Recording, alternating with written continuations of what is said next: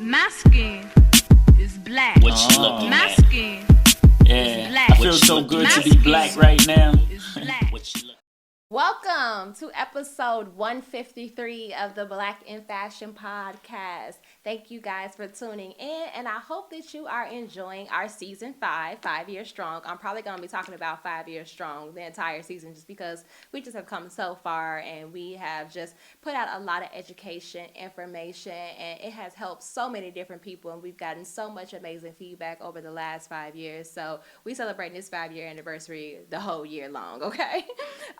I want to make sure you guys are sending in your black notes. We love to be able to give advice and really anything we could do to help and like really serve our black community when it comes to designers, creatives, even just black businesses as a whole. If you're struggling with anything in business or in fashion, feel free to send it, anonymous as well. We'll answer your questions on the show and give perspective and provide feedback as well.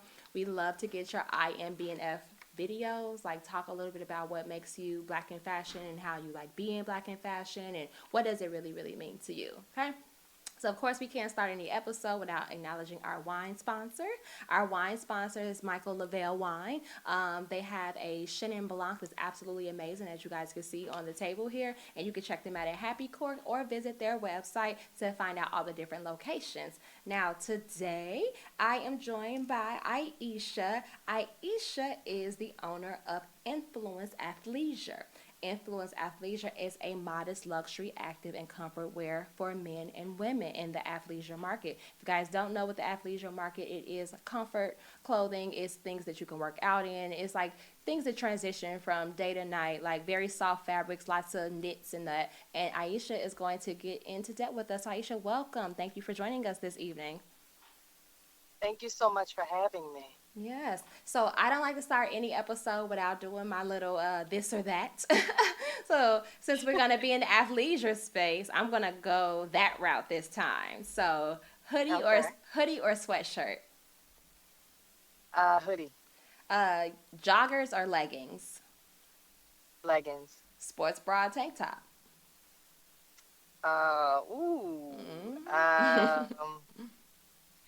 I'm gonna say tank top. Tank top. Bucket hats or dad hats? Dad hats. Dad hats. Okay, cool. Oh wait. Blink or Planet Fitness? I know that's more active, but That is more active. Yeah. Blink. okay. Blink. All right, so we're gonna get into a little bit about your background, where you're from, and how you got started. So, if you just want to tell us where you're from and when that fashion bug bit you. Ooh, okay. I am from Philly, born and raised. And I think fashion is one of those things that I have always been interested in. It's always been a part of me. I don't drink or smoke, so my vice is clothes, shoes, anything fashion related. That would be my vice, and it's been that way for a very long time. And I'm not sure if you know, or clearly your audience doesn't know, I am a Muslim woman. So I think that transitioning into, actually fully embracing Islam is one of those things that oftentimes people think presents a challenge with respect to fashion.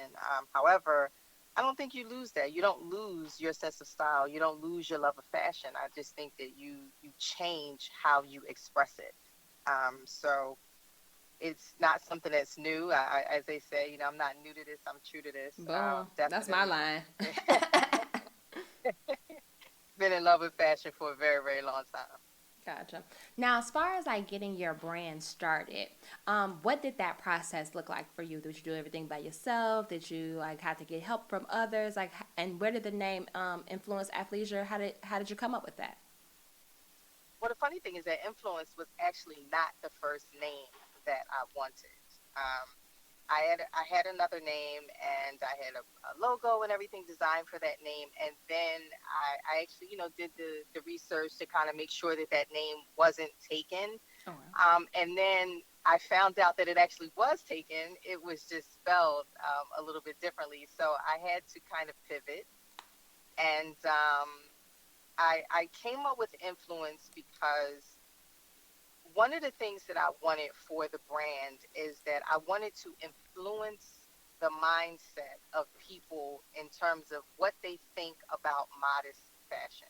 Okay. So it seemed like it was it was it was easy to kind of to go from where I was into just leaning into influence and athleisure because that's the premise of the brand. Mm-hmm. In terms of how long, I think influence was a brainchild of mine, I would say for at least 5 or 6 years. It's something that was always in my mind that I wanted to do. Um, but I just did not. I'm a married woman. I have children, and as we all know, moms and wives, and you're working full time. There's not enough hours in a day to do anything for yourself. Um, excuse me. So I decided, it was one of those things I put on the back burner. I don't necessarily, it's not, I don't advocate for that. But I think for me, it worked because once I got to a position where, my children were grown, and I started to look at that second chapter of my life, I decided that that chapter was going to be about me and my dreams and what I wanted to do. So it was a natural progression for me to start laying the groundwork for launching the brand, which I did over a course of maybe about 2 years.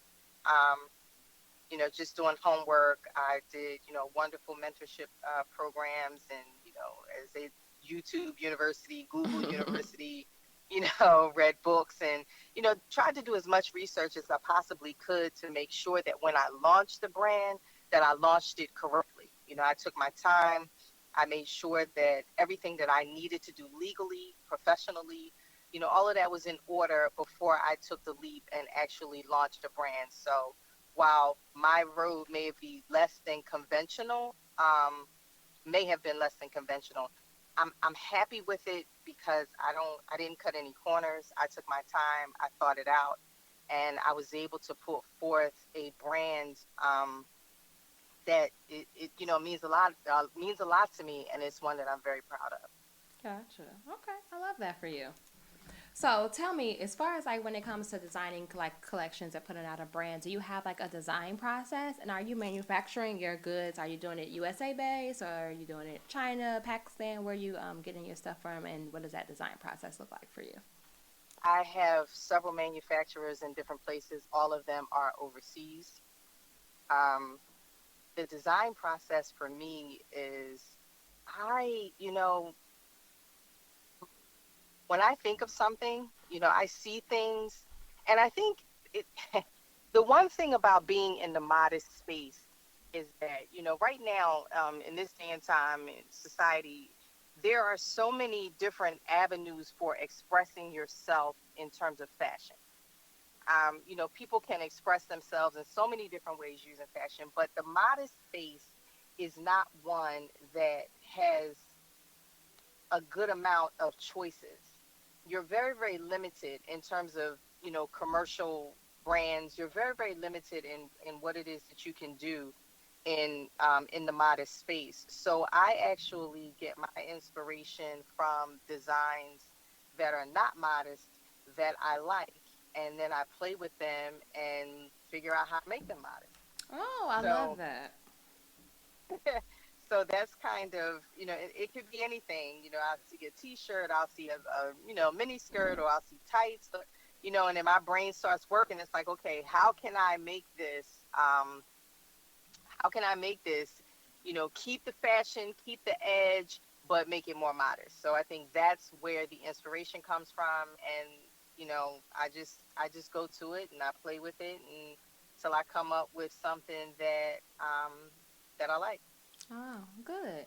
So like I design as well, and I kind of have that same process. But I only make Hmm. jackets, jumpsuits, and handbags. So when I look at Okay. something, I'll figure out a way like how can I turn that into a jumpsuit, or how can I turn that into Exactly. like a fly jacket or whatever. So like I'm staying like within my foundation of my brand, and I'm Hmm. not maneuvering away from that. Do you find that like the people around you often try to tell you what to design and how to design?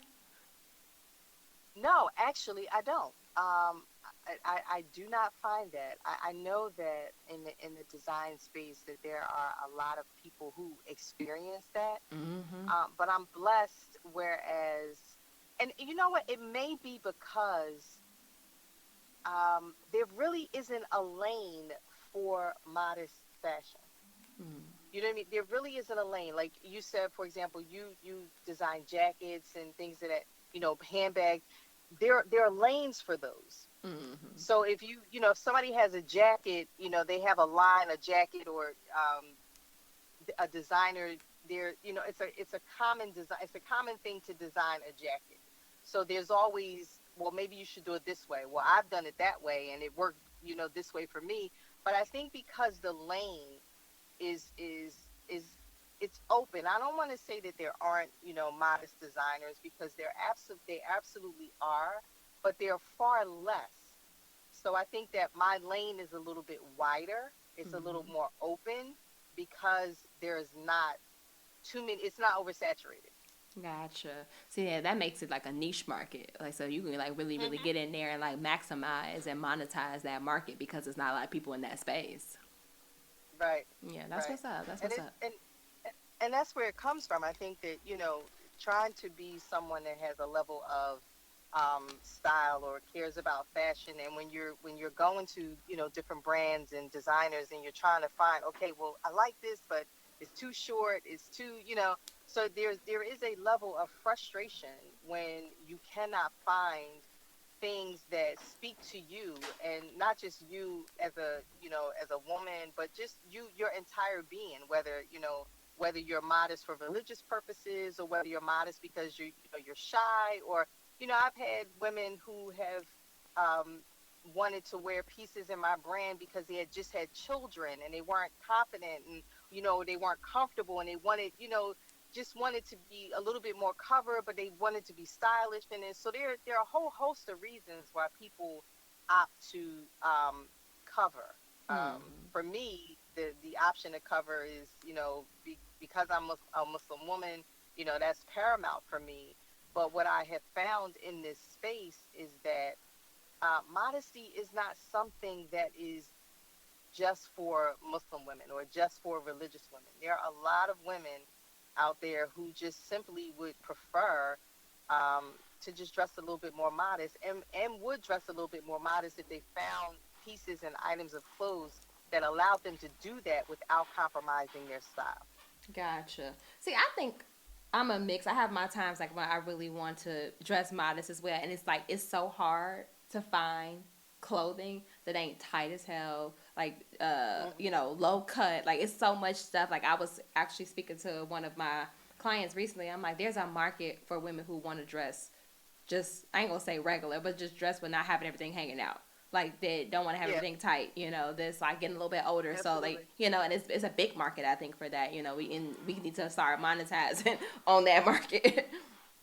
Listen, you are preaching here, but Girl. it's true. It's very, very true, and I think it is a neglected space, because even when you try to look for things, for some odd reason, modesty is often synonymous with dull or drab, or it doesn't look good. So when you look for things in that space, that's what you find. You're finding things that are just not appealing or not attractive, or just it's something that like makes you a little bit depressed to kind of look at it, because I think that is the world view with respect to being, covering up. It's like, why would you want to cover up? Or if you want to cover up, then, you're embarrassed, or you don't really care how you look, or so there's not a lot of options for somebody. Maybe you just want to throw on a hoodie, I have one of my signature pieces is a hoodie dress. Like in this type of time of the year, listen, you run in the store, you get up, it's cold. If you have dog, you walking the dog. Listen, you maybe you just want to throw on a hoodie. Maybe you want to throw on a hoodie dress and some tights and your sneakers and be out, shopping or whatever. You don't want to have to, okay, well, let me, I got to hoist the boobs up and put this on and tighten it. You don't want to do all of that, No, but not the at all. options, I'm like, not at no, all. Please. you want to throw on a hoodie, a baseball cap, and still be cute. Especially as a woman, you want to throw on something and still be cute and still look good, but you want to be comfortable. And I think for me that is a huge part of the concept and the idea behind the brand is just luxury, comfort, um, look good and feel good. I love that. Love that. And that's what I want for you. Okay. I Right. want that for Luxury. all of I us. want that for all of us. Luxury and comfort. Like, we do not have to be. I think people are so used to having ill fitting clothes and just wearing what's Right. there that they don't even know how your clothes are supposed to fit. But people tugging on your clothes all day and pulling this down, pulling this to the thing, this making you itch. It's just so annoying. Like, and taking more pride in comfort and Hmm. luxurious. That's a tagline, girl. It is. Listen, all day, every day. Now, I have a segment. It's called. Excuse me. I'm sorry. It's Sure. called This or That. I'm sorry, Okay. not girl. I already did this or that. I'm crazy. It's been a long Friday, girl. I have a segment called "It's a Success or It's a Disaster." Can you tell me about Okay. a time in your business where something went completely bad, but you learned something from the experience and it made you a better business person, entrepreneur, anything like that? The way you like really took like something going negative and turned it into a positive. I think that um, one of the things that I learned in business and launching this brand is that there are a lot of people who say that they want to support you, Mm. and want to assist you, but I think they say it when they don't really anticipate you actually doing what you said you're going to do. Mm. So I think for me, the lesson was, um, set out to do what I'm going to do and do it. Don't worry about whether or not this person is supporting you or that person is supporting you. I think that and as women, as Black women, we know we need to be our own cheerleaders. Mm-hmm. We know that. But sometimes I think we miss that because we spend so much time supporting everyone else's dream that we automatically think that when it comes down for us comes time for us to start realizing our own dreams, that people will do the same. Gotcha. I love that. So I think that was the lesson for me, is to learn that everybody is not me, that everybody does not do things, does not look at things the way that I look at things. And once I learned to stop expecting people to do me like I do them, Mm-hmm. then it was easier for me to just kind of say, okay, well, listen, I'm gonna move out and I'm gonna do me. Um, but that I think that was probably the hardest lesson. It was me learning that people don't necessarily treat you the way that you treat them. Girl, now that could be a whole episode. It really could. Because being in the entrepreneurship space, but also just being like a loving, caring person, and Hmm. therapy has definitely helped me with like setting boundaries and like giving that energy. Like, not everybody deserves that, because I don't have to stop being Hmm. who I am in order, because Right. I'm not getting that person back, but knowing when to filter that, really Right. when to filter that and who to give my energy, my time, all these different things to, because not everybody deserves that. And Right. I was having a conversation with my best friend recently, and I literally was telling her the same thing, but she's telling me, like, I just want people to treat me the same way. And I'm like, you can't expect that. Because people ain't gonna treat you Mm-mm. the same way. And I'm like, and with friends, she's like, and I did this for her, and I did this for her, and I did, you talking about another friend. And I'm like, did you tell her? Because sometimes a person don't even know, like, hey, I asked you to do one thing and you can't show up for me, and I Right. showed up for you Right. 12 times over. And it's not like Right. it's not like you meaning to throw it back in their face, but it's just like, girl, I'm always here for you. I always show up for you, and I asked you for one thing, and you are not reciprocating that energy. Now you either gonna speak up, and you gonna say Hmm. something and bring it on notice, or you just not gonna fuck with them no more.